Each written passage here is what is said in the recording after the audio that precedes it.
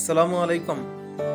বাংলাদেশের জাতীয় সঙ্গীত এটা আসল সত্য জিনিস বের হয়ে আসলো রবীন্দ্রনাথ ঠাকুর যখন এই জাতীয় সঙ্গীত রচনা করেছিলেন। তিনি বাংলাদেশ স্বাধীন হওয়ার আগেই মারা গেছিলেন। সুতরাং এই জাতীয় সঙ্গীত এরা তৈরি করছে রবীন্দ্রনাথ ঠাকুর।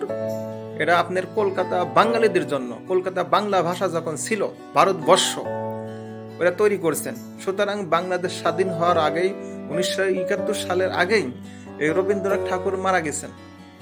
তাহলে এই জাতীয় সঙ্গীত লেখছে, রচনা করছে কে? এই ঠাকুর। আর ঠাকুর কাদের জন্য রচনা করছে এখানে পরিষ্কার হয়ে যাচ্ছে। এটা রচনা করছে যে পূর্ব যে বাংলা, যে ভারতের যে বাংলা কলকাতা, এদের জন্য এখানে লেখছে। এবং দেখবেন যে 3 লাইন এখানে গলদ আছে, ভুল আছে।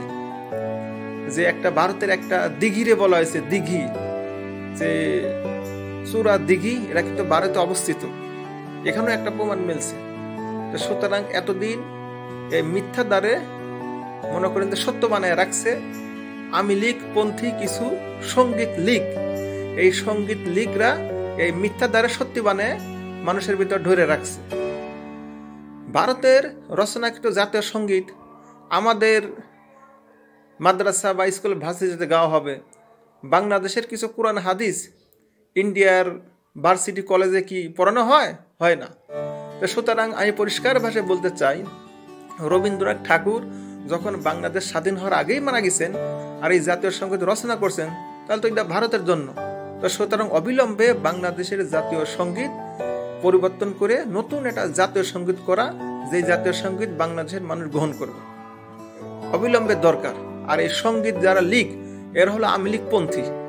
তারা তো হিন্দুত্ববাদী গ্রহণ করবেই, হিন্দুত্ববাদী সবকিছু মানবেই।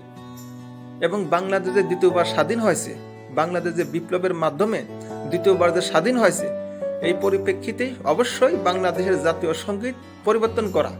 তার কারণ এটা জাতীয় সঙ্গীত ছিল এটা কলকাতার বাঙালিদের জন্য। এই জাতীয় সঙ্গীতের ভিতরে কোথাও কোনো জায়গা কি আপনারা খুঁজে পাইবেন বাংলাদেশের নাম? এটা বাংলা বলা হয়েছে, এটা ভারতের বাংলা।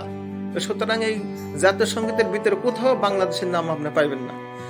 রবীন্দ্রনাথ ঠাকুর এটা সহজভাবে সবাই বুঝতে পারে। বাংলাদেশ স্বাধীন হওয়ার আগেই তো রবীন্দ্রনাথ ঠাকুর মারা গেছেন, আর এই জাতীয় সঙ্গীত করছে কলকাতায়। সুতরাং কিভাবে সম্ভব এই জাতীয় সঙ্গীত বাংলাদেশের জন্য? এটা নতুন ভাবে ডক্টর ইউনূসকে অবিলম্বে আমরা আবেদন করি এই জাতীয় সঙ্গীত পরিবর্তন করার জন্য, যে বাংলাদেশের যেন প্রত্যেকটি মানুষের সঙ্গে আলোচনা করে একটা জাতীয় সঙ্গীত করা হয়। আর এটা বাধাগ্রস্ত করতেছে সঙ্গীত লীগ যারা আছে, মনে করেন বুদ্ধিজীবী আওয়ামী লীগের হিন্দুত্ববাদী যারা বিশ্বাস করে, এই সঙ্গীত লীগ এদের বিরোধিতা করতেছে। সুতরাং ছাত্র সমাজ, আলেম সমাজ এবং দেশের বাসী, দেশের জনগণ ঐক্যবদ্ধভাবে এই জাতীয় সঙ্গীতকে অবিলম্বে পরিবর্তন করে নতুন এটা জাতীয় সঙ্গীত করতে হবে, যে জাতীয় সঙ্গীতে সাধারণ মানুষ, আলেম সমাজ সবাই এটা পড়বে, বা একটা ইমেজ তৈরি হবে যে বাংলাদেশ আমার, এই দেশ আমার, এটা যেন মনে করতে পারে। ঠিক আছে?